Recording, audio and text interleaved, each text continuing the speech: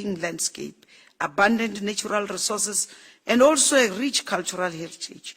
So we are welcoming you, Mr. President, and your delegation to the Bembe district, the proud home of the Bavenda and the Batsonga Machangan.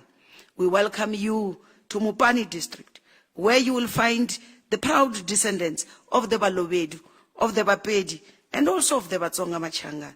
You are welcome, Mr. President, to the Sekhukhune land, the Sekhukhune district, where we always say, Bupedi Bukopani. But also, Sekhukhune district, it's a proud home of Amandebele, a proud home of Amaswati too. We cannot forget Waterberg district, the proud home of the Batswana, of the Bapedi, and also of Amandebele Agegan. You are welcome, Deputy President, to our hosting district, Capricorn district. You are welcome to the City of Stars, the land of Hoshikhabu Mlot, the land of the proud and the proud home of the Baltlaloa.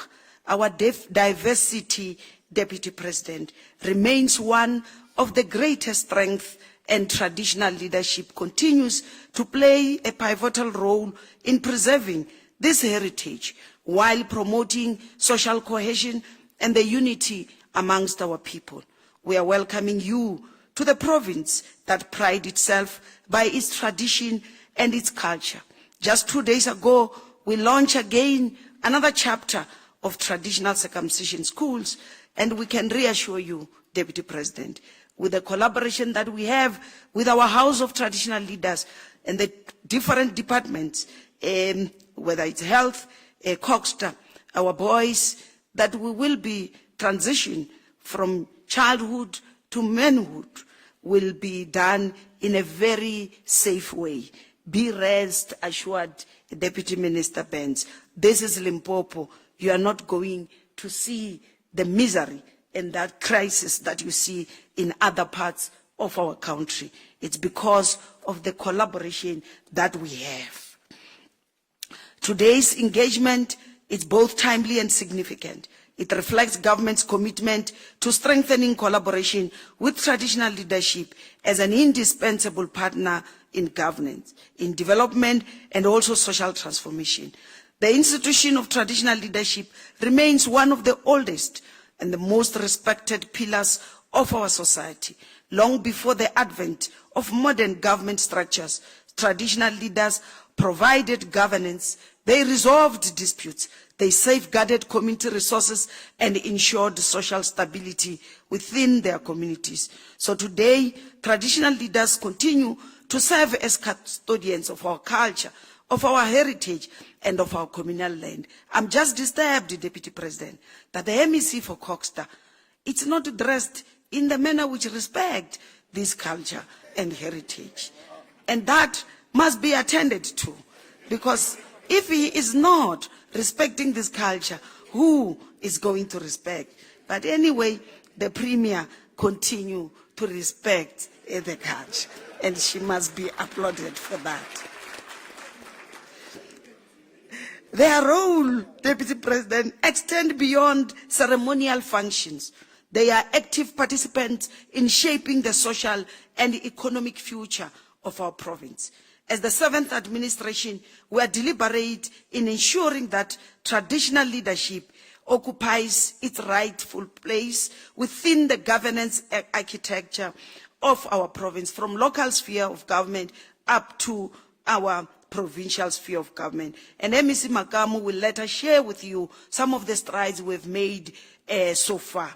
Our priorities as government include strengthening governance and administration, accelerating economic growth, expanding infrastructure development, while promoting justice, enhancing safety, and combating crime. These priorities can never be achieved without the meaningful involvement and participation of traditional leaders. Investment don't happen in our offices. They happen in our villages where our traditional leaders are located. So as we gather today, we remain deeply concerned about the persistent challenges confronting our communities, the poverty, the unemployment, inequality, and underdevelopment, especially us who more than 80%, as the Deputy Chair earlier on, it's rural. So the future of our province depends on our collective ability to transform our rural communities into centers of economic activities, centers of investment, and centers of sustainable development. So traditional councils are empowered by law to enter into development partnership with government, with investors, and also with civil society organizations. So this partnership must be structured in the manner that protects the community interest and ensures that local people derive meaningful benefits from development initiatives taking place in their land. Unfortunately, Deputy President, the current instabilities among some of our traditional council as a result of disputes threatens our efforts towards rural economic development. As a province, I can tell you that we are sitting at 615 court cases involving disputes and litigation. The resources that we use as government towards defending these cases comes from unfunded budgets. And unfortunately, these are resources that were supposed to be directed towards rural development. Hence, as a province, we have taken a resolution that mediation must be what we should focus on. And I'm glad, Deputy President, that our House, especially the executive, both the chair and the deputy chair, do assist the Premier, working together with the special advisor of the Premier to make sure that where we can intervene, let's mediate so that we avoid these court cases. As a province, we are blessed with 2 kingship and a queenship, but unfortunately, all of them are currently in court being disputed, which is threatening our stability. We want to take this advantage of your visit and request your intervention even on that space, so that we take the matters out of court, Deputy President, and resolve them through dialogue, through mediation. The Deputy President, the challenge that we are facing is that we can win the cases in court, but if we don't win the people that we are leading, who are we going to lead? You will come back with a certificate signed by the President or by the Premier, but at the end of the day, there won't be the people that the traditional leader will be leading. Hence, we are saying mediation and dialogue. It's very key in resolving these issues. As government, we remain committed to supporting our traditional leadership through strengthening all this governance system. We are improving the capacity building programs. They were at Euphoria not so long ago, spent weeks and weeks being trained. We've taken them back to school, Deputy President, so that gone are the days where somebody will come, give them 50,000 and go away with the land. They now know, in Limpopo they know, the land is not for sale. The land can only be leased to benefit your subject. They know, we've trained them. We don't expect them to make that mistake.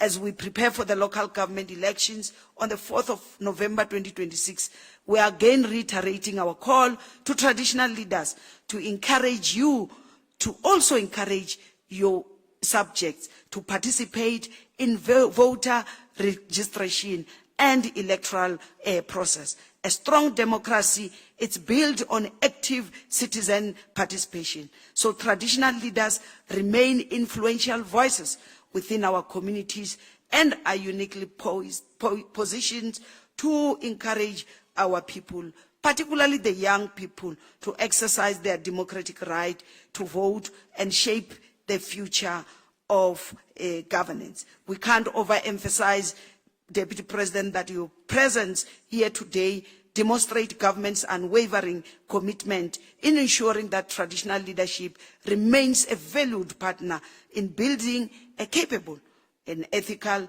and also developmental state.